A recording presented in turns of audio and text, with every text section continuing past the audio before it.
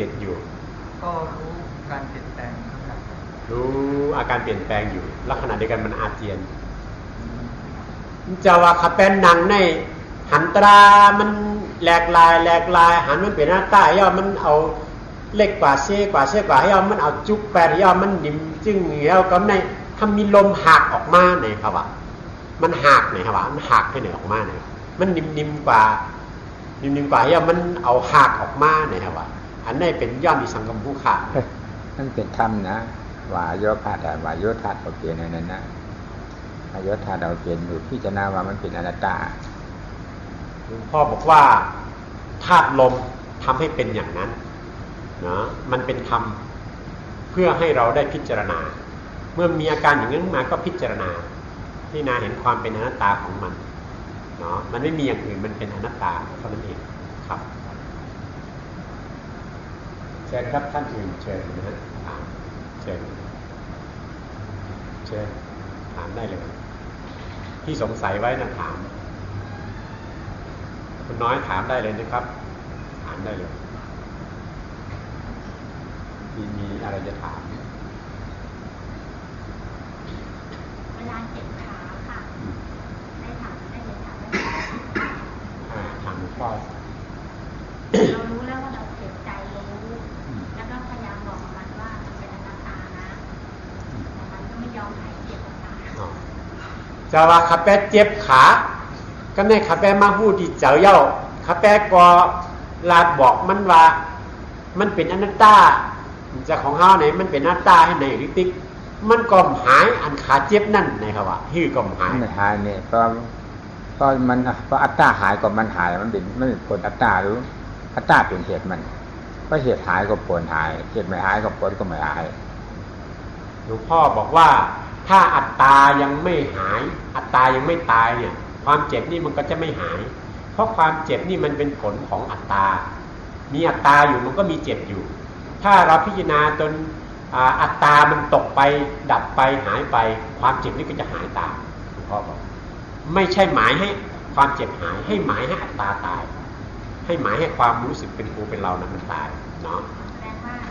อัตตามันยังอยู่ใช่เหตุมันยังอยู่อนัตตามันยังไม่มาไม่ใช่เราต้องบอกมันว่ามันเป็นอนัตตาไปเรื่อยๆจนกว่าอัตตานี่มันจะยอม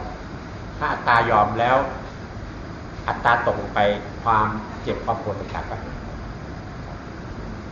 ดีเชิญถามได้เลยโอกาสดีมากที่หลวงพ่อเปิดให้ถามเชิญคุณวิธีจะถามก็เชิญมีอะไรถามเชิญครับ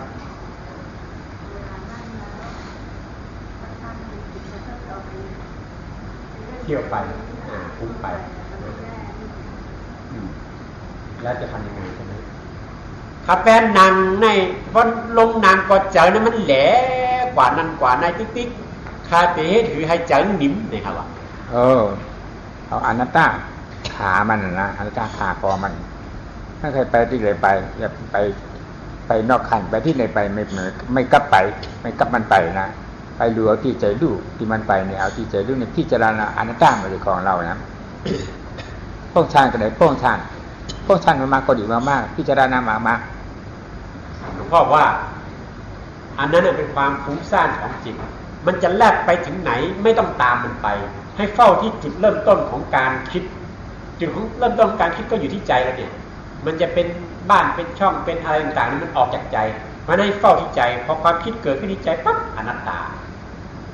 าที่ตรงจุดเริ่มต้นของมันพอเราอนัตตาที่จุดเริ่มต้นไปเรื่อยถ้าอัตตามันยอมรับมันก็หยุดดับไปด้วยกันเนาะเชิญถามเลยดีแล้วครับโอกาสดีมากนะที่หลวงพ่อเปิดโอกาสให้ถามเนี่ยสบายคุ้นเคยกันแล้วนะครับไม่ต้องอายไม่ต้องอะไรถามออกมาโอกาสอย่างนี้มีน้อยนะครับถามได้อีกคนถามแล้วก็ถามได้อีกไม่เป็นไรเวลาถ้าเราทราบที่ออกไปนะคะถ้าบางทีกว่าเราจะรู้ตัวแล้วก็ค่อยปรับไปอีกทีแล้วก็มากำหนดที่จุดเริ่มต้นของความคิดของสร้างแล้วมันเรารู้บางทีไปที่เราไม่รู้ตัวจริงๆก็ถือว่ากลับมาอีกทีนั่งต้นที่จะว่า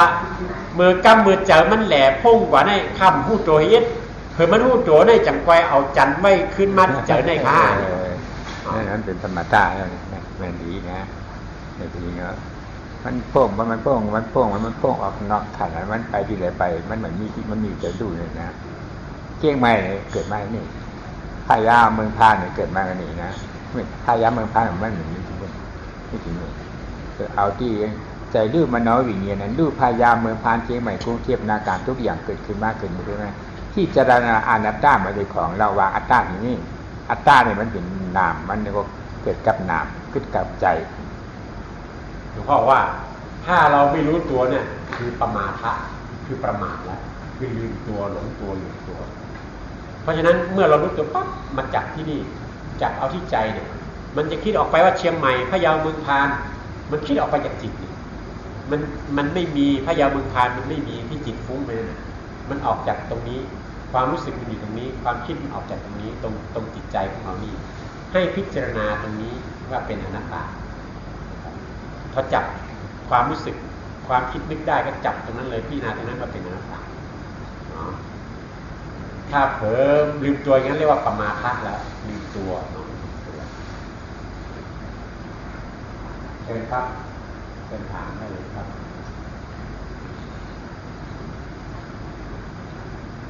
ใครที่ปฏิบัติแล้วติดขัดยังไงถามได้ปัญหาอื่นก็ถามได้นะคุณแม่ทิพวรรณเหรอถามได้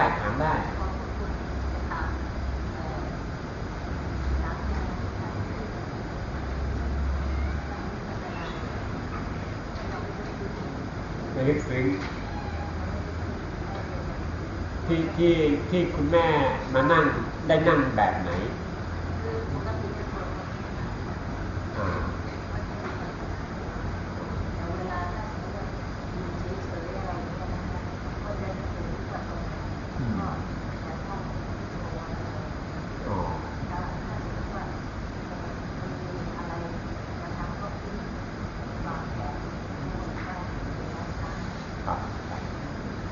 แสดงว่ายังไม่เคยได้ฝึกปฏิบัติวิปัสสนาก็เคยจับแต่ว่าไม่ได้นั่งมาอันนี้ว่าพูดถึงว่าคนทั่วไปทำอะไรทำเป็นอะไรทำเป็นอะไรอันนี้ใช้เหตุใช้ผลอยู่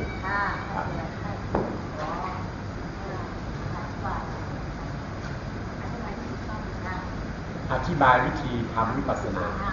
ที่ถูกต้องจะว่าขับแปในลองวิปัสสนากรรมฐานได้ไปป้อหู้นะครับว่าขับแปในไวพลายาวๆเป็นชั่วโมงยาวก็กำในก็หนูตามยาวก็อันไปวนไปอย่างในไปวนขับแปในเพราะว่าขับแปดิเหตุสังขารก็ด้วยเหตุด้วยผลเหตุกว่าอันมันนังตราในมังปอกมังกำมันนังพุทโธอีสังจะได้มังแก็บกำกวยอันลายให้วิปัสสนาในมันเดี๋ยวไรแต่ก็เรากะจื้อหือในยันสร้างลางปันอิ่มขนาดมาปันได้ก็พอใจเนาะถ้าจะตื้อถามมาเยอะแม่มาได้กี่วันแล้วครับ2 วันเนาะแสดงว่าแต่หลวงพ่อบอกว่าที่หลวงพ่อได้เทศไปเนี่ยแม่พอเข้าใจรู้เรื่องไหมที่หลวงพ่อเทศให้ฟังตอนกลางคืนแล้ววันคืนก่อนได้ฟังไหมครับยังไม่ได้ฟังเทศหลวงพ่อเลยไรมันนันถ่อมตราปะวุ่นมันนันตราจอมเป็นห้ามไรถ่อมตราเนี่ยงานวิปัสสนานะมันเป็นงานนั้นวิปัสสนามันดูเห็นอยู่ในคำมาว่าดูเห็นวิปัสสนาถามว่านานว่าจะเลื่อนอะไรวิปัสสนาเนี่ยเป็นสมาธิที่ดูเห็นดูให้เห็นเจ็บปวดหนาวร้อนอ่อนแข็งให้เห็นมันเป็นวิปัสสนานะผู้เห็นเจ็บปวดหนาวร้อนอ่อนแข็งเนี่ยทำพิจารณาอนัตตามันเป็นของเราวางเข้าไปได้อันนี้เป็นภาวนาเพราะว่าวิปัสสนาเนี่ยแปลว่าดูเห็นดูให้เห็นนะเห็นความเจ็บปวดเส้นต่อต่างๆนี่เป็นสมถะเป็นสมาธิเนาะเป็นการดูเห็นทีนี้ภาวนาวิปัสสนาเป็นวิปัสสนาภาวนาในที่นี้ตามศัพท์แปลว่าเจริญ แต่ว่าในการปฏิบัตินั้นแปลว่าพิจารณาเมื่อเราดูแล้วเราเห็นสภาวะอะไรต่างๆเกิดขึ้นเราก็พิจารณามันพิจารณาว่ามันเป็นอนัตตามันบังคับไม่ได้แค่นี้เองวิปัสสนาภาวนาดูเห็นพิจารณาเห็นมันเป็นอนัตตาก็จบละ อ๋อทราบ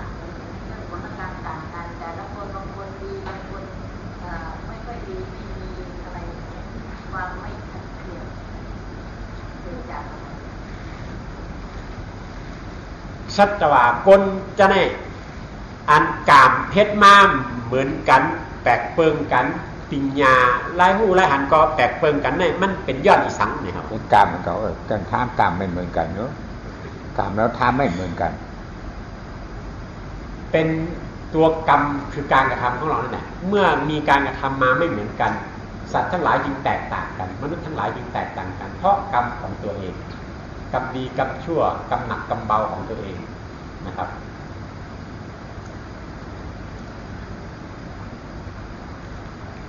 เชิญ คือในชีวิตประจำวันของเรานะจะต้องทำงานหัวของคนไข้บ้างเกี่ยวกับการวางแผนต่างๆเราจะเอาหลักของอนัตตาเป็นหลักใช้ ขับแปลในกูวันในก่อเหตุการณ์อยู่เหตุการณ์ตัวคนไข้คนหนาวเหตุการณ์ลองแผนการอันเจเหตุการณ์เนื้อหงหยาซะนั่นก็ในขับแปลที่เอาอนัตตาในมาเจอตือในการกูวันในขับแปลที่เอามาใจเลยจื้อหือเนี่ยอันไหนเกิดมาก็ใจมันร้ายใจการนั่นเป็นพิจารณาเนี่ยมีการสมาธิกับป้านเป็นร้ายใจมันนะใจอะไรใจให้อันสมาธิที่นั่นเห็นอะไรเห็นอนัตตาหลวงพ่อว่าในการในงานเนี่ยยิ่งสามารถจะใช้ได้ง่ายคือการใช้ปัญญาเข้าไปพิจารณาทุกสิ่งทุกอย่างที่เราได้รู้ได้เห็นให้เห็นความเป็นอนัตตาของการงานเหล่านั้นมันเกิดขึ้นมาเดี๋ยวก็เปลี่ยนเรื่องนี้เกิดขึ้นแล้วก็เปลี่ยนเป็นเรื่องใหม่เปลี่ยนไปบังคับมันไม่ได้ให้มันอยู่เป็นเรื่องเดียวที่ฉันชอบตลอดไปมันไม่ได้มันเปลี่ยนมาทั้งชอบไม่ชอบทั้งดีไม่ดีอะไรต่างทั้งหนักทั้งเบาอะไรต่างเปลี่ยนไปตลอดเวลาเป็นอนัตตาให้พิจารณาให้เห็นในความบังคับไม่ได้ของเรื่องราวการงานต่างๆที่เราได้รู้เจออะไรก็จับเป็นอนัตตาให้หมดให้เห็นอนัตตาของมันให้หมด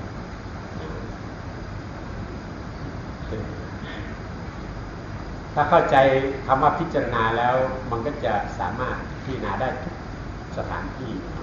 ทุกโอกาสทุกเวลาพิจารณาเห็นอนัตตาก็ในชี้ลงไปที่อนัตตาเชิญครับใครถามอีก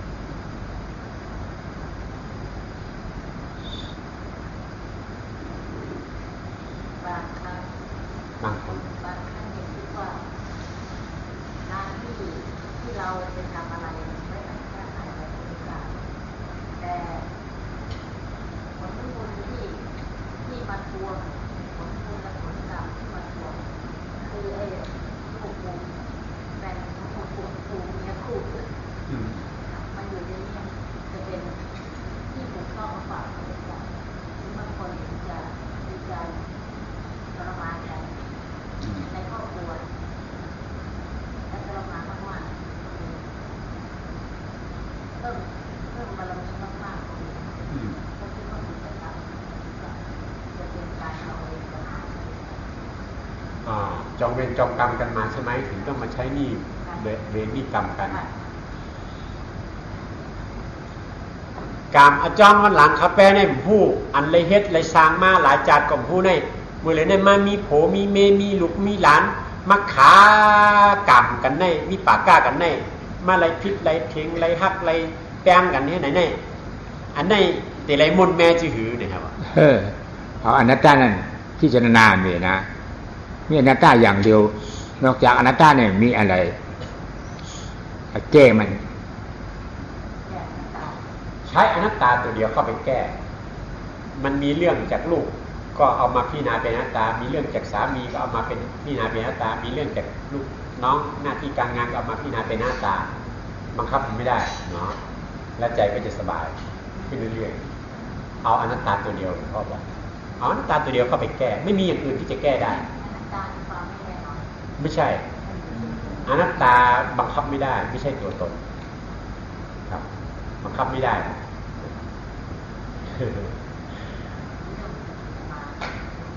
นั่นแหละหลวงพ่อบอกว่าให้เอาอนัตตานะเข้าไปแก้ถ้าแก้แล้วมันก็จะหายครับเราจะยอมรับความจริงเนาะเรายอมรับความจริงเชิญครับมีใครจะถามอีกเชิญครับเวลาเราปฏิบัตินั่งนะคะแล้วถ้าเป็นอริยบทที่ว่ายืนหรือว่าเดินปฏิบัติของเราขับแปรในอันประวุนแหนในให้นังก็ในพอขับแปรจุก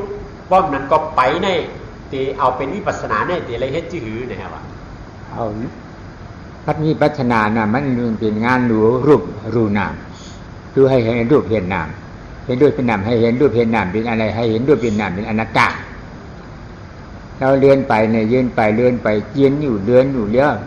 ให้พิจารณาอันเลื่อนให้เลื่อนเนี่ยเป็นนามอันเลื่อนเนี่ยเป็นรูปรูปนามนี่เป็นอนัตตาวางเข้ามาได้เนี่ยเพราะว่าวิปัสสนาเนี่ยเป็นการดูรูปดูนามเป็นการพิจารณารูปนามเพราะฉะนั้นอย่างเช่นเวลาเราเดินเนี่ยผู้ที่สั่งให้มันเดินไปนี่คือนามคือใจสั่งไอ้ที่กำลังเดินมันนี่คือรูปทั้งรูปและนามนี้เป็นอนัตตาทั้งท่าเดินที่เดินไปทั้งใจที่สั่งให้มันเดินเนี่ยเป็นอนัตตามันไม่อยู่ที่เก่ามันได้เปลี่ยนไปเรื่อยๆเป็นอนัตตา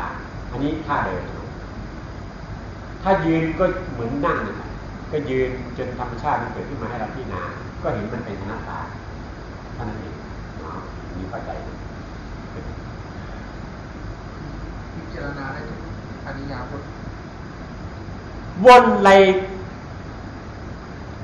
กูอิริยาบถข้านะครับว่า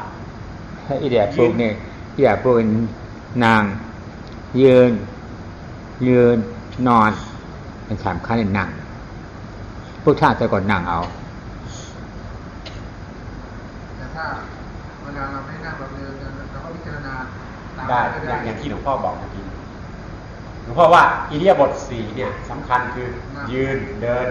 นั่งเนี่ยสำคัญเพราะว่าพุทธเจ้าก็นั่งเอาไม่ได้ทำท่าแล้วก็เรียนแบบพุทธเจ้า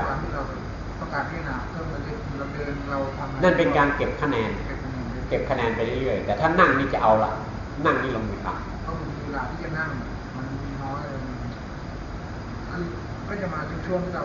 กำมาบ้านหรือมาพักผ่อนแต่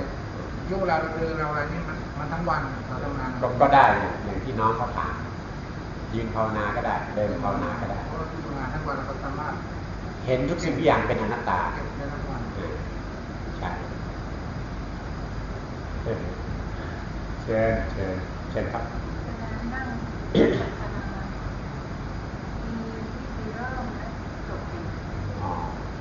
ว่าขับแปดเด็ดแต่นางวิปัสสนากรรมฐานในขัดเด็ดแต่จื้อหือพอย่อคันหรือไรวาจื้อหือเนี่ยนะวะอันนี้ก็ดูไม่ว่าจังนะเอาใครว่ากันแล้วก็แจกกู้ชุนนะสปิชตานังอิมังอิจามีปุญญาอาชาวะขยาวะหอตุอิจามีปุญญามาปุญญาปากังสปิชตานังสมานปันตุอันนี้ก็ไรแล้วนะพอเขาเรียกก็ว่าตินั่งนี่ก็มันมีไวพุทธาจะพุทธาโมจิมีธรรมะมิธรรมะสังฆาโมจิมีใน3ข้างก็ไรแล้วหลวงพ่อว่าตอนที่เราจะสิ้นสุดการภาวนาแล้วก็แผ่เมตตาอย่างคำแผ่เมตตาที่หลวงพ่อบอกเมื่อกี้มันยาวมันจำไม่ได้แล้วก็ใช้ของเราเนี่ยสัพเพสัตตาแผ่เมตตานี้เวลาจะเริ่มนั่งก็ไม่ต้องเอามากเอาพุทธังภูเชมิธัมมังภูเชมิสังฆังภูเชมิ3 คำพอเสร็จแล้วก็นั่งเลยครับเลย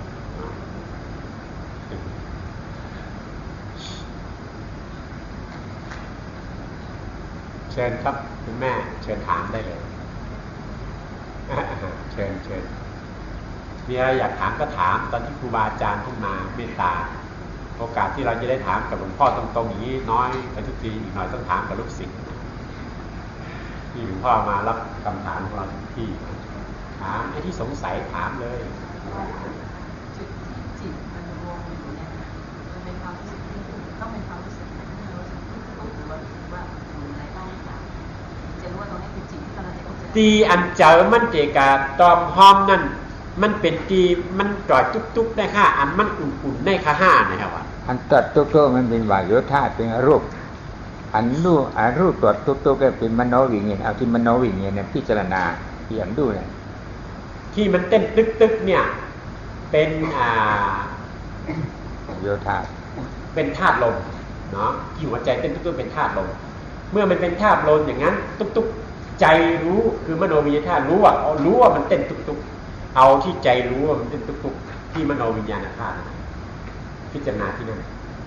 ไม่ใช่ที่เต้นตุกๆนะนี่เป็นรูปเอาที่ใจรู้การเต้นพิจารณาตรงนั้นว่ามันเป็นอนัตตาอย่างนี้เข้าใจไหม แล้วก็ความรู้สึกว่าความที่รู้สึกอุ่นก็เอาใจที่รู้ว่าอุ่น เอาใจรู้อุ่นๆไม่ใช่เอาที่อุ่นเป็นไฟใจรู้อุ่นๆเป็นมโนวิญญาณเอาที่นั่นพิจารณาที่นั่นที่ใจรู้อุ่นไม่ใช่ที่ความอุ่น เจอว่ามีอะไรเข้ามาเจอผ่านไหนก็การรู้ตัวนั้นนะ เอาที่ใจรู้สึกต่อสิ่งที่เข้ามาสิ่งที่เข้ามาไม่ต้องไปเอาที่ใจรู้สึกสิ่งที่มันเข้ามาเนาะมันกระทบที่ใจแล้วมันรู้สึกยังไงก็เอาที่ความรู้สึกพูดสรุปก็คือเอาที่ความรู้สึกที่เกิดขึ้นที่ใจนี่แหละมีใครจะถามอะไรไหมเชิญ ขอถามหน่อยครับ ครับเชิญ ว่าคนเราเนี่ยนอนหลับไปแล้วเนี่ยแล้วเกิดฝันเนี่ยมันเกิดขึ้นได้ยังไงฮะเพราะว่านามแล้วก็จิตรูปแล้วไม่ได้สั่งเพราะมันหลับไปแล้ว จิตไม่ได้สั่งแต่มันฝันขึ้นมาเอง มันหลับไปแล้ว จะว่ากวนอนในปอนอนหลับกว่าย่อมันทำผันขึ้นมาในเจอก็เลยสั่งมันว่าเจอมันว่าให้มันฝันให้ไหนมันเป็นมาอะไรจื้อหือนะครับอันฝันเนี่ยนะ มันเป็นภาวังก้างานนะมันเป็นภาวังก้าเพราะนิพพานก็เป็นคนตายแล้วนะเป็นธรรมดามันหนึ่งงานมันนะภาวังอันนั้นมันเกิดมารับเราก็มันไม่รับนะมันไปวิ่งหางานอะไร มันเป็นภวังคะมันเป็นจิตที่ตกไปในภวังค์เมื่อจิตตกไปในภวังค์น่ะสิ่งที่มันค้างในจิตนี่มันจะปรากฏออกมาเป็นความฝันเพราะมันยังหมุนทำงานต่อตัวเราหลับแล้วแต่จิตมันไม่หลับมันยังหางานป้อนให้ตัวเองมันก็เลยสร้างภาพขึ้นมาที่เราเรียกว่าความฝันถ้าจิตมันพักข้างในด้วยมันก็ไม่ฝันนอนกลนปึดมันไม่ฝันแล้วถ้าจิตมันยังตัวมันพักแล้วจิตมันยังไม่ทันพักมันก็ฝันไปถ้าจิตพักด้วยก็เงียบ เป็นเดียวแล้วก็บอกถ้าก่อนนอนเนี่ยกินมากแล้วมันจะฝัน จะถามว่าติเป็นย้อนมืออันตั้งเด็นนอนรับแน่ถ้ากินน้ำเบี้ยมันจังฟันทะโยเนี่ยวะ นี่ชามอย่าง มีสามอย่าง ชามอย่างอันเนื่องนี่ลินน้ำไผ่รวมไม่เต้ากันผ่านอย่างนี้สองเนี่ยเป็นในอดีตอนาคตที่มาเป็นอดีตอย่างนี้ชามนี่เรายามทำมางานทุกอย่างไม่ใช่ มันเป็นเหตุที่จะฝันมีสามอย่างหนึ่งธาตุดินน้ำลมไฟในตัวเรียกไม่สม่ำเสมอกันมันก็เลยเป็นเหตุให้นึกฝันขึ้นมาอันที่สองด้วยว่าจะมีอะไรเกิดขึ้นมีเรื่องในอดีตที่มันค้างอยู่หรือมีเรื่องในอนาคตที่เราหวังไว้มันก็เลยฝันนะมันปัดด้วยการฝันเอาแล้วทีนี้อีกอันหนึ่งอันที่สามนั้น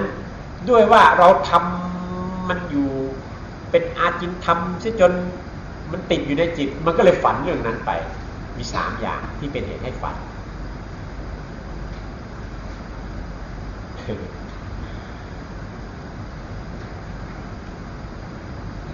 เชิญครับมีใครจะถามอะไรไหมครับ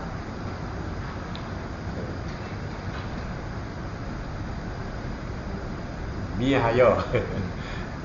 ขันโอวัตตา เนี่ยโอเคเนี่ยไปทำทางนี้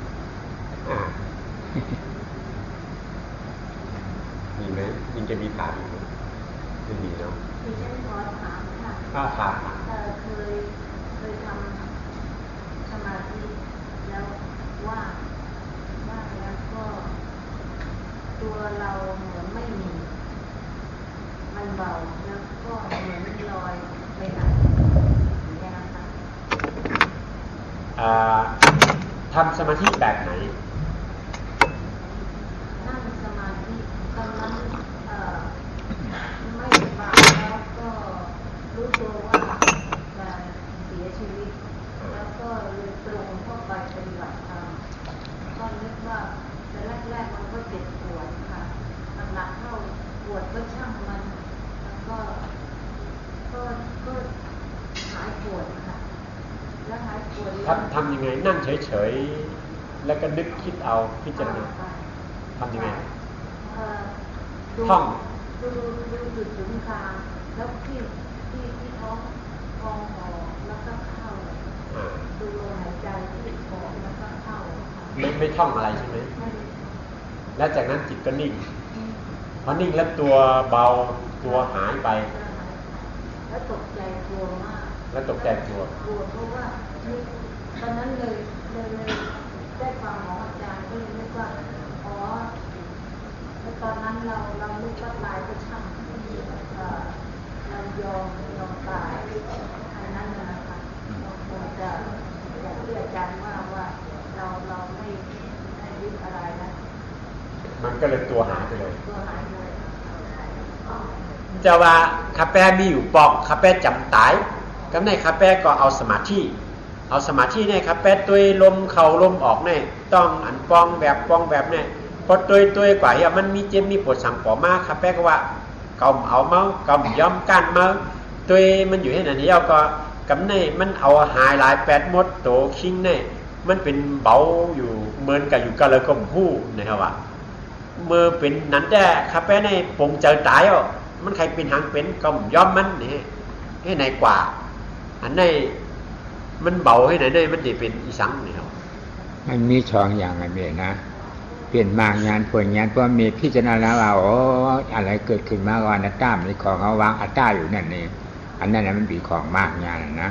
เพราะอันนั้นมันอะไรขึ้นมาเนี่ยเพราะมีเอาสมาธิหลายๆเอาปัญญาเนี่ยเป็นสมาธิเป็นอัปปนาสมาธิเลยนะหลวงพ่อว่ามันมี2อย่างหนึ่งถ้าแม่มีอาการเกิดขึ้นอย่างนั้นและแม่พี่นางบอกโอ้ไอสิ่งที่กำลังเกิดขึ้นเนี่ยมันเป็นอนัตตามันบังคับไม่ได้ไม่เอาแล้วอันนี้ไม่รับแล้ว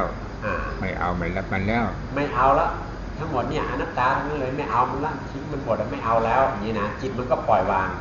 ถ้าอย่างเงี้ยมันก็เป็นมรรคญาณผลญาณเนาะจิตมันวางแล้วมันก็เกิดมรรคเกิดผลขึ้นมาทำให้สุขเย็นเปล่าเบาอย่างนั้นอันนี้อันที่1อันที่2อาจจะเป็นเพราะว่า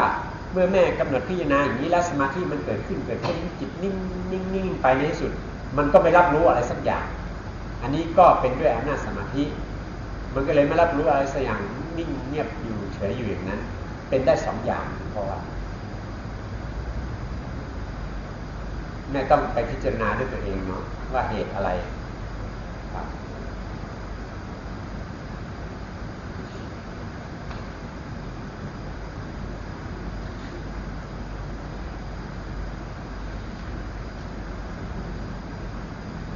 ใครถามอะไรอยู่ไหมครับหมดแล้วมาถึงก็ได้หมดเดี๋ยวรับอวาตาการของไทยใหญ่นะการของไทยใหญ่การไทยน้อยแล้วไม่รู้เขาก็อวาตาอวาตาเนี่ยอวาตาก็อย่างโอวาทเนี่ยโอวาทโอวาตาโอวาตาความของไทยใหญ่อันเฮามาเกิดครบญาศาสนาพวกท่าเจ้าแน่นี่มือหนังอื่นนี่มือหนังเอาฮอดหลวงกาบชอรวยหลวงวุ่ยปุ่งล่าอันนี้เสียงคิวเสียงเลี้ยงมันนี่โจตราให้เสียงญาติเสียงหินญาติตรงนั้นยาวหลวงพ่อบอกว่าเมื่อไม่มีคำถามแล้วก็จะให้โอ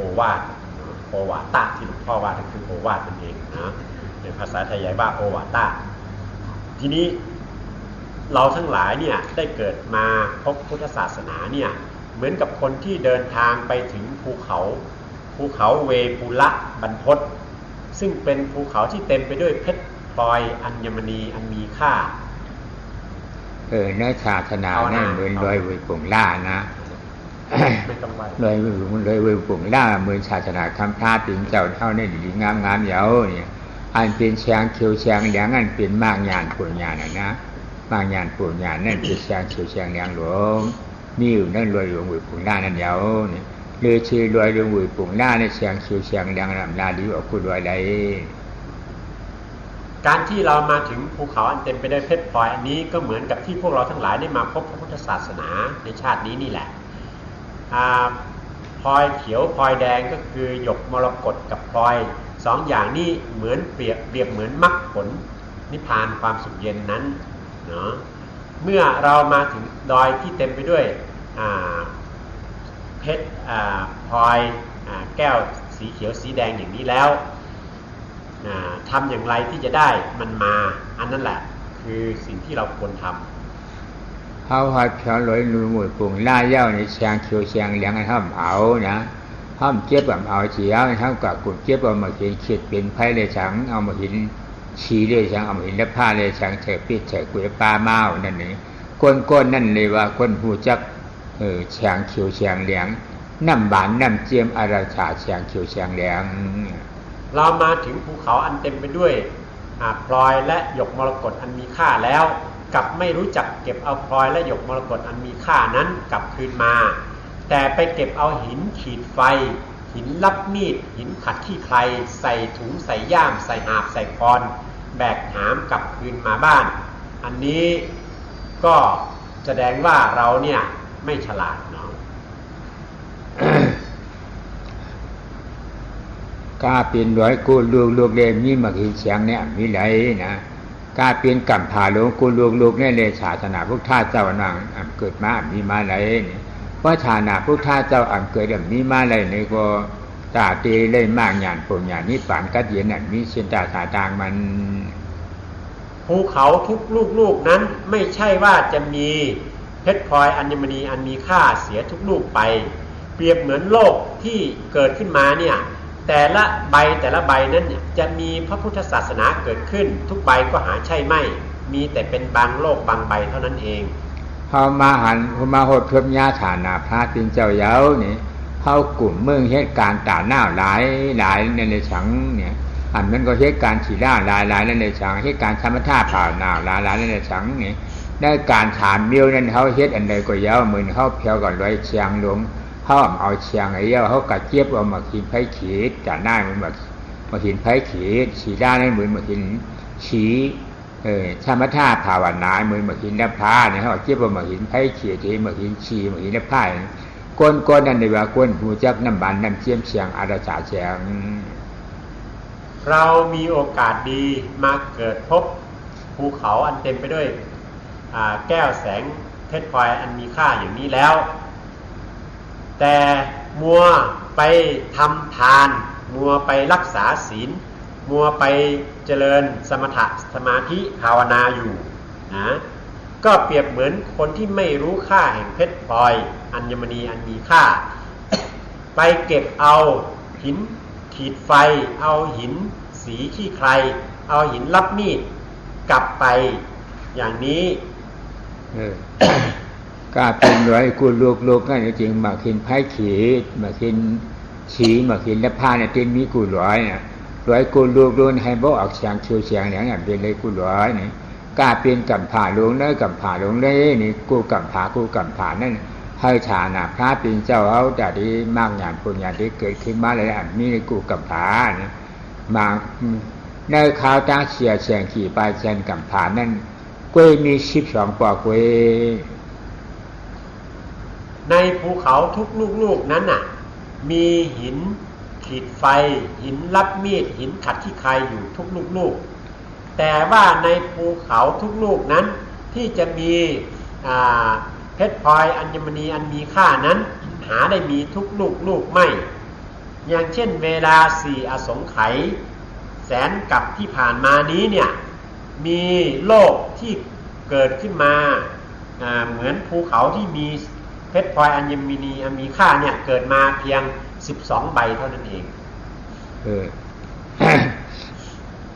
ย่านเดินนั่นเนี่ยเอาโหดทบญาณรวยหลวงอันมาศาสนาคำพระถึงเจ้าออกเฮ็ดเสียงไอ้เสียงเขียวเสียงเหลืองไหนเสียงเขียวเสียงอย่างนั้นเพราะว่าเขาเก็บได้เยอะบ่ได้จริงจู่อาชากป่านเขานั่นได้รับขามจึงเพื่ออาชาน้ำบานน้ำเจียมมันดีงามๆหมูนี่ เพราะเขาฮับเลยมากงานโผงานนี่ป่านกัดเย็นเหนียวเนี่ยเจ้าอายุอาชากป่านอาริยะเจ้าเด็กๆมีอยู่ที่นั่นเมืองผีเมืองโกเนติริฮับเปยอายชาพระราชมาป่านน้ำหวานน้ำเค็มกัดเย็นมันอยู่เมื่อเรามามีโอกาสได้พบภูเขาอันเต็มไปด้วยพลอยเขียวพลอยแดงอันนี้แล้วถ้าหากว่าเราได้ชื่นชมกับคุณค่าแห่งพลอยเขียวพลอยแดงอันนี้เหมือนกับที่เราได้พบพระพุทธศาสนาแล้วเราได้ประพฤติปฏิบัติจนได้ชื่นชมกับความสุขเย็นจากมรรคผลต่างๆเหล่านี้ถ้ามันเป็นอย่างนี้นั่นแหละถึงจะคุ้มค่าที่เราเกิดมาพบพระพุทธศาสนาดวงตาเตหูจักแฉงเขียวแฉงแล้วงั้นเป็นตราในหนึ่งหลาเนี่ยเป็นการงานชวนถอมถามเหมือนนะชวนฉังชวนลูกท่านนามท่าปรามาชาพอถามฉังถามลูกท่านนามท่าปรามาชาพอเนี่ยถอนช้างถอนถามเจ้าเขาหรือลูกท่านนามท่าปรามาชาพอเนี่ยให้หมอหูจักลูกท่านนามท่าปรามาชาพอหนังนั้นเปลี่ยนก้นหูจักแฉงเขียวแฉงแดง การที่จะรู้คุณค่าของเพชรพลอยนั้นก็มันจะต้องได้จากการที่เราได้ศึกษาโดยการฟังการถามคิดพิจารณาแล้วเมื่อได้ฟังได้ถามรู้แจ้งเข้าใจดีแล้วจากนั้นก็จึงไปค้นหาค้นหาเพชรพลอยอัญมณีอันมีค่าอย่างนี้เรียกว่าผู้รู้คุณค่าเขากูก็มาเกิดทบย้ายยาวานรวยหลวงอันมีเหตุแสงเขียวแสงแดงงั้นนี่ศาสนาพุทธาเจ้าเนี่ยมีบางงานโพงานนี่ป่านกาเจนตราถามเปิงให้มีแจงเลี้ยงเสียวมาหดทบย้ายเสียวเขาช่ำหมอเฮ็ดหมอหาเอาบนไอ้จริงเขาเป็นคนมีน้ำนักน้ำเลียมเตรียมทนเราได้เกิดมาพบภูเขาอันเต็มไปด้วยพลอยอัญมณีเหล่านี้แล้วถ้าหากว่าเราไม่มีปัญญาเก็บเอาพลอยอัญมณีอันนี้เหล่านี้ไปเราก็เป็นคนที่สูญค่าของความเป็นคนของเราไปศาสนาคู่เพืองอันนี้ในการผ่านโลกาโลไหนนี่หนึ่งภาชาอิสลามนะโมฮัมเหม็ดสองภาชาคริยานเยซูสามภาชาพรามปุ่งหน้าเห็นตูสี่ผู้ชาภาชาห้าภาชาเค้กชื่อพระเอศหกภาชา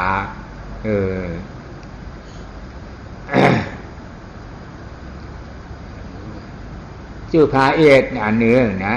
ภาชาง่ายชา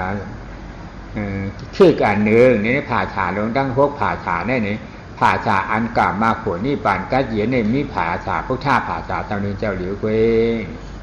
ศาสนาใหญ่ๆในโลกนี้มีศาสนาอิสลามศาสนาคริสต์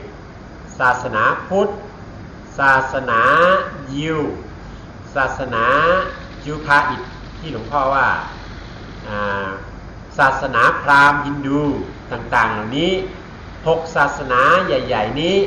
มีแต่ในศาสนาพุทธศาสนาเดียวเท่านั้นที่สอนให้ถึงมรรคผลนิพพานพ้นเกิดพ้นตายภาชาอิสลามเขาผลิตอย่างเยซูเขานั่นภาชาเขานั่นเจ้าพระเขามีหรือก็กลางเฮาไปหรือบอกกลุ่มน้ำนายนะเปลี่ยนเมืองผีเมืองฉางไว้นะนี่ป่านก็ดีน้ำใจนี่เปลี่ยนเมืองตายเมืองเกิดก็อย่างพ้นเมืองตายเมืองเกิดได้ภาชาพรามเห็นตู่เขาก็ถ้ามันมีไผ่เหนือเมืองผีบุญนะเป็นช้างนะหรือป้านะนั่นในก้อยอายุเขาอยู่อ่านกับผ่ามันเอาเนี่ยแต่จ้างอยู่ยืนยาวข้าวหึงก็เพื่ออายุชาติเขาเชียงเมืองฉางขึ้นมาเปลี่ยนหมู่เปลี่ยนมาเป็นลูกเป็นกวายอยู่เลือดจ้างตายเกิดนี่ภาษาพวกชาติเจ้าเขาในจริงเอาออกพ้นเมื่อจ้างตายเกิดไม่ตายเกิดศาสนาอื่นๆนั้นอย่างศาสนาคริสต์ศาสนาอิสลามพระเจ้าของเขานั้นก็อยู่บนสวรรค์ชั้นพรหมต่างๆเหล่านั้นส่วนศาสนาฮินดูศาสนาพราหมณ์นั้นพระเจ้าของเขานั้นก็คือพวกพรหมพวกเทวดาทั้งหลายอยู่บนชั้นพรหมที่เป็นรูปประพรหมอรูปประพรหมแต่บรรดาเทวดาและพรหมทั้งหลายเหล่านั้น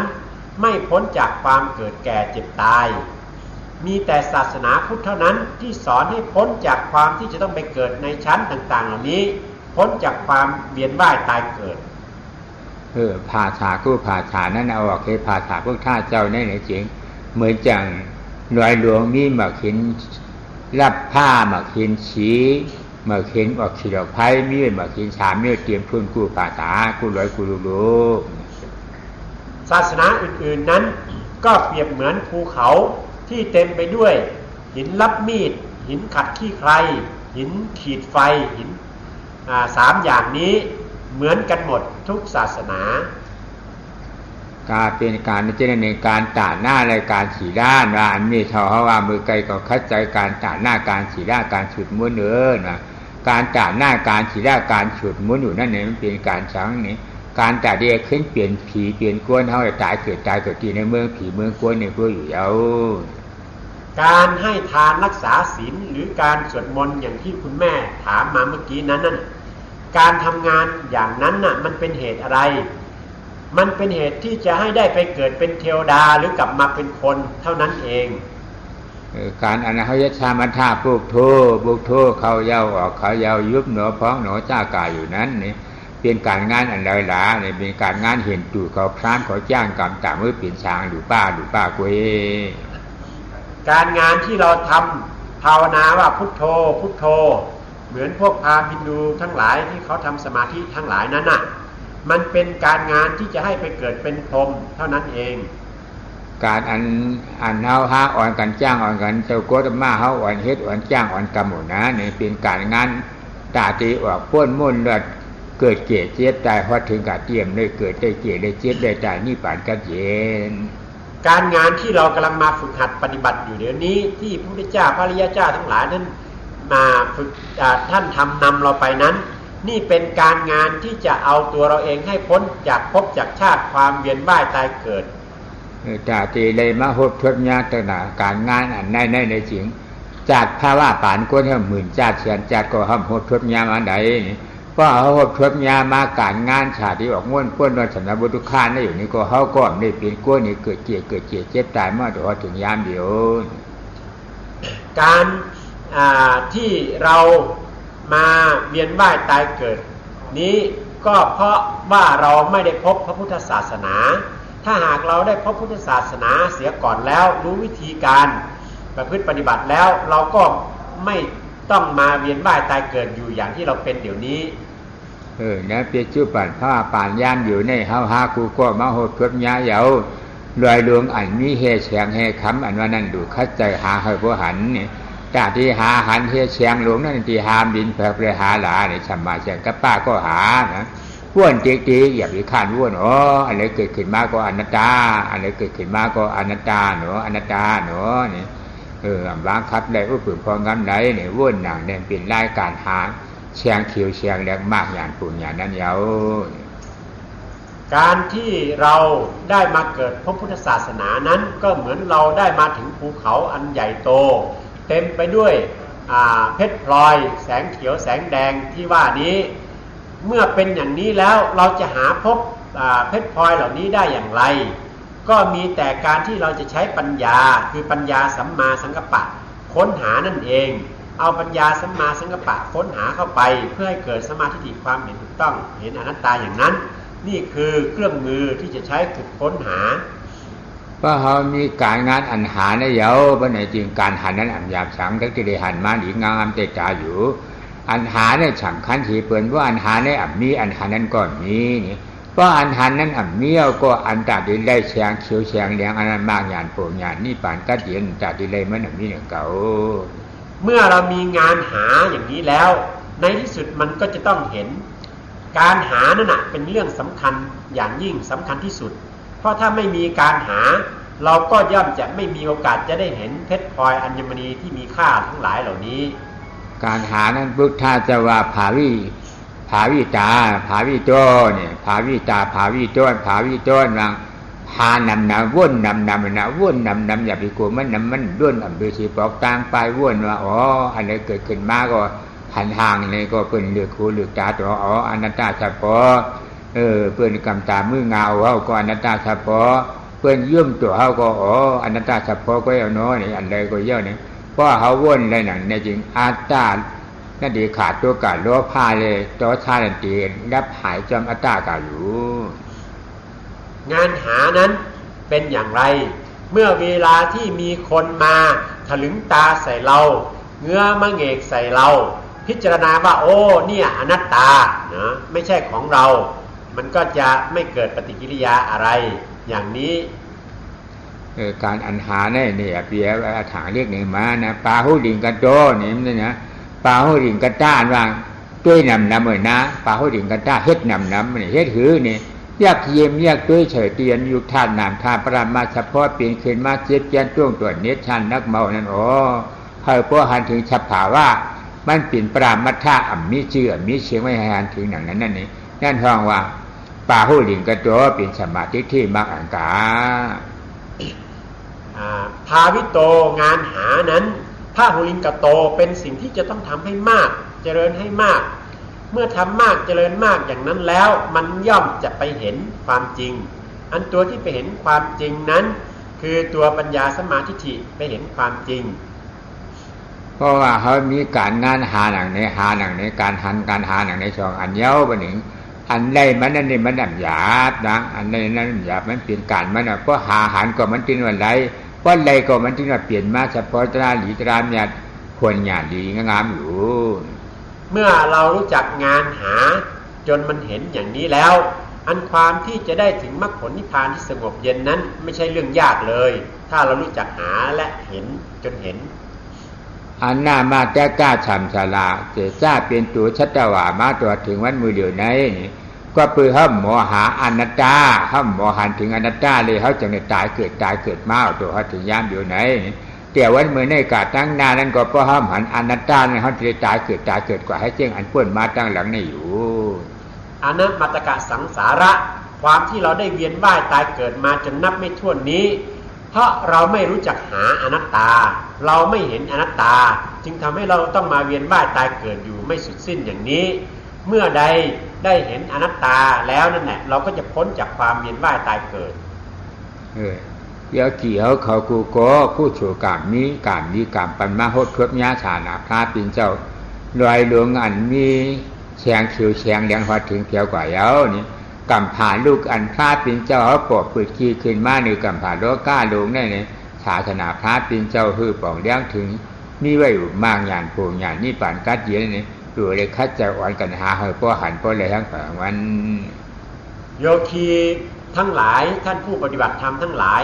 บัดเนี้ยท่านทั้งหลายเป็นผู้มีบุญกุศลอันดีเป็นอย่างยิ่งแล้วจึงได้เกิดมาพบพุทธศาสนาได้มาพบข้อธรรมคำสอนอันถูกต้องของสมเด็จพระสัมมาสัมพุทธเจ้าอย่างนี้เมื่อเป็นอย่างนี้แล้วมีแต่เพียงที่เราจะต้องเพียรพยายามขวนขวายทำยังไงที่จะหาให้เห็นแล้วก็ได้เข้าถึงที่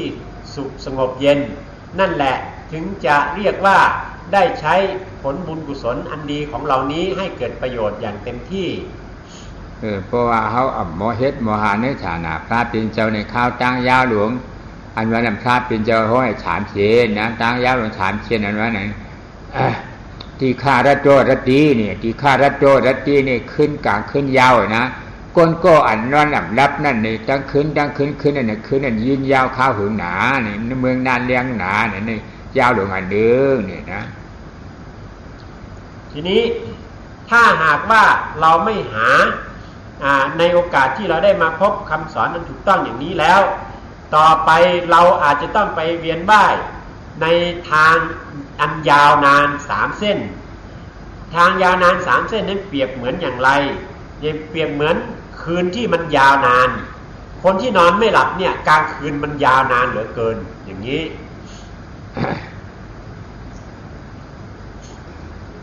ฉันทัดตีคำฉันทัดได้เยอะจะน้ำเนี่ยตีคำฉันทัดได้เยอะจะน้ำเนี่ย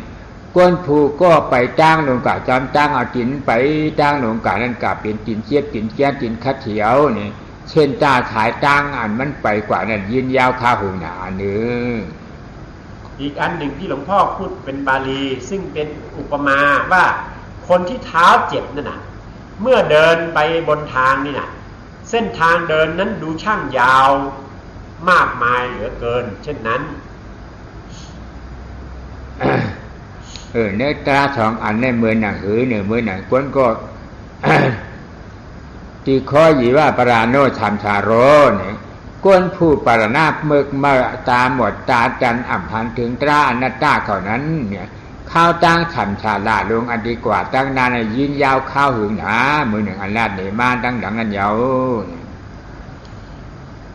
พระพุทธเจ้าก็บอกว่าเมื่อเป็นอย่างนี้แล้วคนพาลคนอ่อนแอนั้นก็ย่อมจะเห็น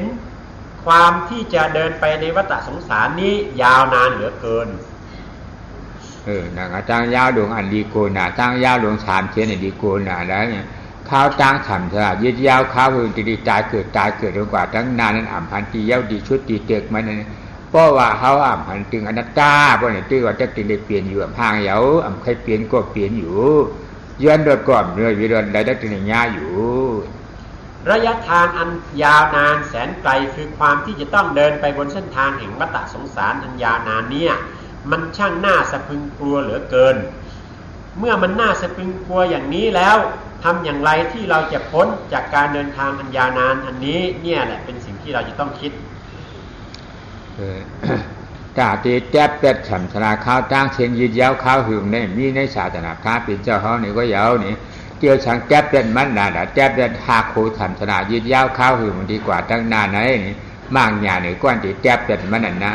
ตาที่หาหันถึงข้าวตั้งฉ่ำชราหาโคฉ่ำชราลงอัตตาเฉพาะนั่นเป็นพระพุทธหันถึงหลานี่เป็นสัมมาทิฏฐิก็หันถึงไงนะตาที่หาหันถึงมันนั่นทำเป็นพระผู้หาหลาเนี่ยเป็นสัมมาสังกัปปะก็หาในการที่จะตัดทางอันยาวไกลอันนี้ให้มันขาดสั้นลงนั้นใครล่ะมรรคญาณจะเป็นผู้มาตัดมันให้สั้นแล้วใครล่ะที่จะเป็นผู้เห็นทางเห็นการที่จะตัดทางอันยาวนานนี้สัมมาทิฏฐิเป็นผู้เห็นใครล่ะจะเป็นผู้หาให้เห็นปัญญาสัมมาสังกัปปะนั่นแหละจะเป็นผู้หาอันหาช้างอันหาโคจันทนาหาโคจันทนาเป็นช้างเนี่ยเปลี่ยนอัตตาทิฏฐิหลวงอันว่าเก่าเฮานั่นเยาวนี่เพราะอัตตาทิฏฐิหาโคจันทนาลงในขาดกายเยาวนี่ร่องเกิดเจ็บเจ็บตายอันนั้นว่านั่นเนี่ยมันดีรับหมอดเจียนหายกะจอมตั้งหลังมันลอยอยู่ที่จะหานั้นหาอะไรหารากหัวของสังสารวัฏความเวียนว่ายตายเกิดอะไรแหละเป็นรากหัวของมันอัตตานั่นแหละเป็นรากหัวของความเวียนว่ายตายเกิดทั้งหลายเหล่านี้เมื่อหาพบอัตตาได้แล้วทำลายมันลงไปก็จะเป็นการขุดรากถอนโคนแห่งสังสารวัฏอันยาวนานเปลี่ยนอย่างชอตาป่านเขาเจ้านั้นหนึ่งข้าวตั้งสัมฉาหน้าหันในเตี๋ยวจานหนึ่งตัวเจ็ดจานตีเย้าตัวกว่านี่เขาก็เพราะเป็นชอตาป่านเย้าวันนี้เกี่ยวหนึ่งจานตัวเจ็ดจานในข้าวตั้งฉ่ำชรานั่นหลวงนั่นตายเกิดตีเย้าตัวกว่าอยู่เหมือนอย่างพระโสดาบันบุคคลสังสารวัฏอันยาวนานนั้นท่านได้ตัดทำลายลงมาเหลือเพียงแค่7ชาติเท่านั้นสังสารวัฏอันยาวนานก็หดสั้นลงมาด้วยอำนาจของโสดาบันข้าวตั้งฉ่ำชราวาดในฉ่ำชาราน้ำเป็นช้างเป็นอัตตาทิฏฐิโลภะเนี่ยมานาตราทานดูอ่อนหูน้ำนากิริชาสราเจ็ดตูชีเดเกิดขึ้นมาห้องว่าฉ่ำชาราวาดทุกข้านาวาดังเลยมาขันชาลงที่ขูตัวปาติริกเลยมาเกิดเกียรติเจ็บใจนั่นนะฮะวาดทุกข้าข้าวตั้งฉ่ำชราวาดทุกข้าหลวงในอันตาติดจัดเป็ดมันเนี่ยเป็นมากหยาดกำอยู่ยาวอันสังสารวัฏที่ว่านี้ตัวสังสาระนั้นก็คือตัวอัตตาอันเกิดจากโลภะมานะทิฏฐิและโมหะอวิชชาทั้ง7อย่างนั้นทีนี้ตัววัตตะวัตตะนั้นก็คือตัวสังขารนั่นเองความได้มาซึ่งสังขารขันธ์5ขึ้นมานี่คือวัตตะสังสาระที่จะขุดรากถอนโคนความเวียนว่ายในวัฏฏะสังสาระนั้นก็คือเอาทำลายอัตตาเป็นต้นเหตุของมันด้วยปัญญาสัมมาทิฏฐิสัมมาสังกัปปะผีก้นชัดแต่ว่าอันไปซ้ำฉ่ำชรายิ่งยาวข้าวหึงหลงเย่าไม้ฉีดปอกันมันให้ช่างไหนมันเลยไปซ้ำข้าวตั้งฉ่ำชราล่าหลาเนี่ยพวกท่าจะว่าทำมีหน้าอวิจารหน้าดำเนี่ยทำมีหน้าอวิจารหน้าดำอัมพันถึงทำดีทำยาทำดีทำยาทำอนัตตาเฉพาะนั้นอัมพันถึงว่นถึงเลยจังเลยเอาข้าวตั้งฉ่ำชราเนี่ยยืดยาวข้าวไปกับจังหน้าตายเกิดดูเย่าสิปอทำไมหรือสัตว์ทั้งหลายจึงต้องมาเวียนว่ายตายเกิดไม่รู้สุดไม่รู้สิ้นอย่างนั้นพระพุทธองค์ตรัสว่าธรรมเมนะอวิชชานตัง ก็เพราะความไม่รู้นั่นเองเมื่อไม่รู้ถึงวิธีการที่จะออกจากวัฏสงสารความเวียนว่ายตายเกิดจึงต้องเวียนทุกข์อยู่อย่างนี้ไม่สุดสิ้นอันนี้เขามาหดทุบยาฐานะพระเป็นเจ้าเย้าในการงานอันนั้นในจริงอันสำคัญสีเปิดแน่นดีมีปริยาต่างๆปริยติเนี่ยปริยติว่านั้นเอาการเฉิงการชวนพุทธาเจ้าเขาอันเจ็บเจ้าเขามาเจ็บดีเมื่อกระดาวนเถินลงถึงเงินตัวเขาถึงวันเอานิพพานนั่นเองการอันพระเป็นเจ้าได้มาเขามากเนี่ยเขามีการสอนการถอมการถามเปิงนั่นในห้องว่าปริยติศาสนาทีนี้การที่จะทำตนเองให้พ้นจากวัฏสงสารนั้นเริ่มต้นเราจะต้องเอาปริยัติเอาความรู้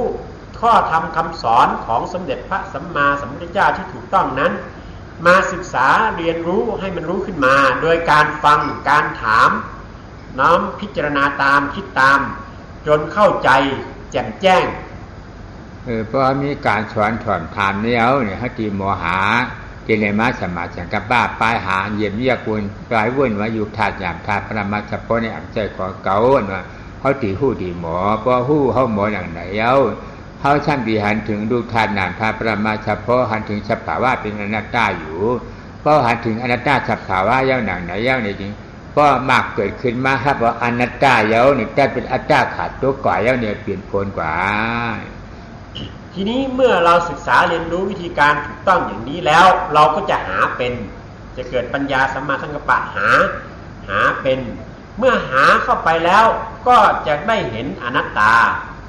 เมื่อได้เห็นอนัตตาแล้วมรรคญาณผลญาณก็จะเกิดขึ้นมาอย่างนี้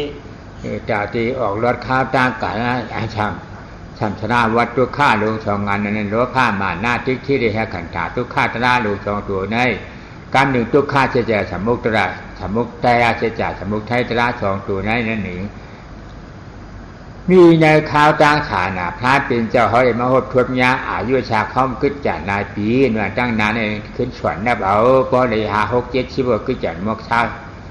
4 เช้าหานำหนายาวในความที่จะได้ค้นพบทางออกทางหลุดพ้นอย่างนี้เนี่ยลองพิจารณาดูสิบัดเนี้ยเราได้รู้แล้วเนี่ยแต่ว่าเวลาที่เราจะได้พบได้เดินไปบนทางเส้นนี้เนี่ยมันเหลืออีกเท่าไหร่ถ้าเรามีอายุเท่าไหร่ก็นับเวลาที่เหลือก็เหลืออีกไม่กี่ปีนะอีก10 ปี20 ปีเท่านั้นเวลาเราสั้นลงไปทุกทีพุทธาเจ้าเขาว่าการงานอันนี้อัจฉิว่าที่จำกัดปั๊มเนี่ยก็จะยำมรณะตัวเวเนี่ยก็เพื่อว่ากล้าเปลี่ยนผีก้นชัดว่ากูตัวไหนออกไว้เสียอาผิญญาณตัวกูเขาเจ้าอันนี้ผิญญาณพวกเปลืองนั้นอันคิดจานพวกกูชัดว่าตั้งเชียงตั้งหลงอันนี้มือพบเก่าตีตายมือเก่าตีตายเลื่อนหน้าเลื่อนลื่นเก่าตีตายปีหน้าปีลื่นเก่าตีตายอันหันถึงหนังในอันนี้นี่พระพุทธองค์ได้ตรัสไว้ว่าอัจเชวะปิจจมาตัปปังโกชัญญังมรณังสุเวอันความตายของเรานั้นมันไม่ได้เลือกเวลาเราไม่แน่เลยว่าเราจะตายลงวันนี้พรุ่งนี้เพราะฉะนั้นทำอย่างไร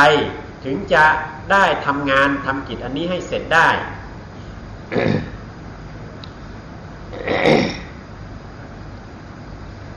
ก็เพื่อว่ามรณะคนตายหลวงนั่นเนี่ยยิงแผ่นห่างเอาเช็คมันเสียหยิบยำเข้ามาในขันธกายตัวเขาในเป็นสังดาเนี่ยอนาโรกะตั้งไข่ตั้งเปลี่ยนตั้งเชียงตั้งหลวงเจ็บเย็นต้องตรวจเนชันนักเหมาจ้ากาเป็นเป็นตั้งไข่ตั้งเปลี่ยนเชียงเนี่ยเหยียบยางเข้ามาที่กูวันหนึ่งเดียววันหนึ่งนี่หรือมา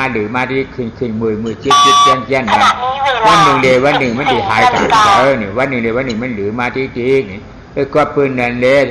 ร่องอันนั้นจีตายมือในมือพวกเหรียญในหรือพวกเหรียญหื้อเหรียญหนึ่งจ้ากามผู้นั้นการวิปัสสนาภาวนาตรานั้นถูกเรียกเฮ็ดขันไป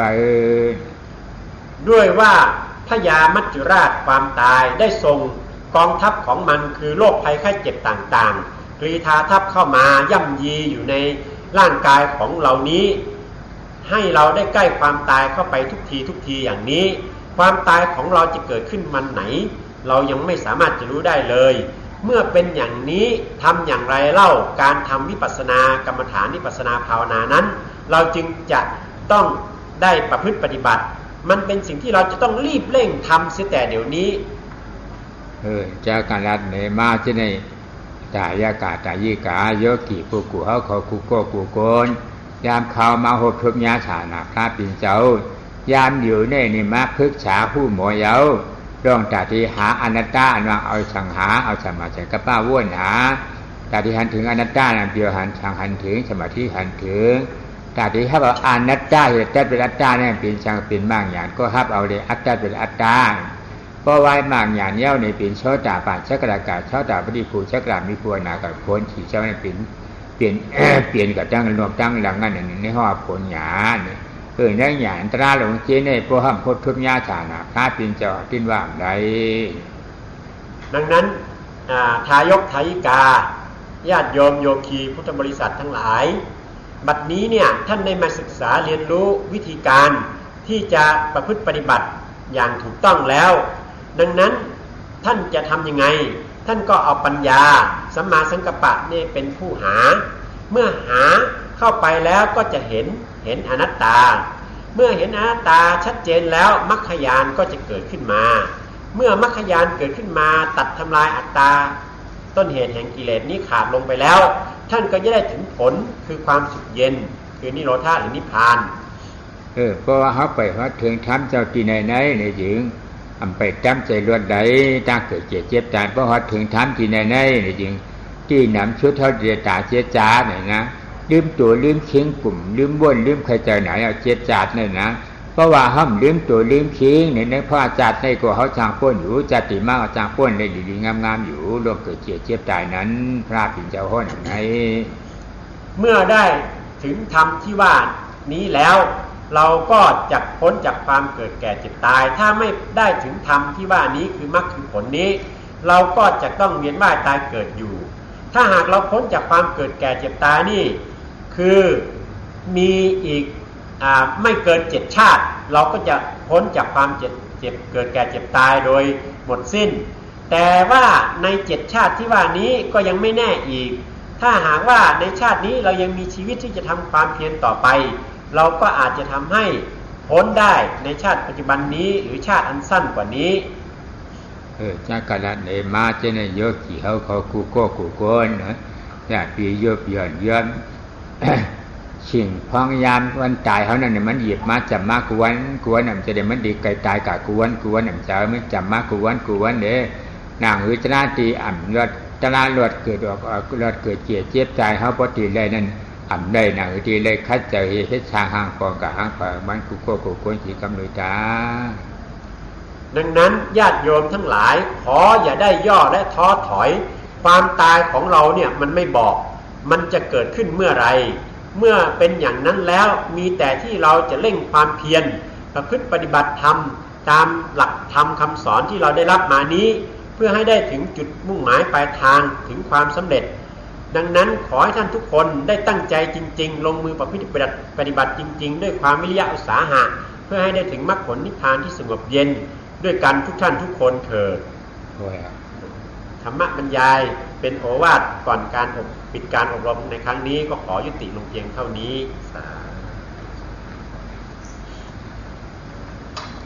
เจออนส่งเมตตาฮะเนาะ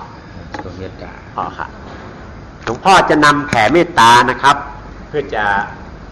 นำไหว้พระแผ่เมตตานะครับเพื่อปิดการอบรมทุกคนว่า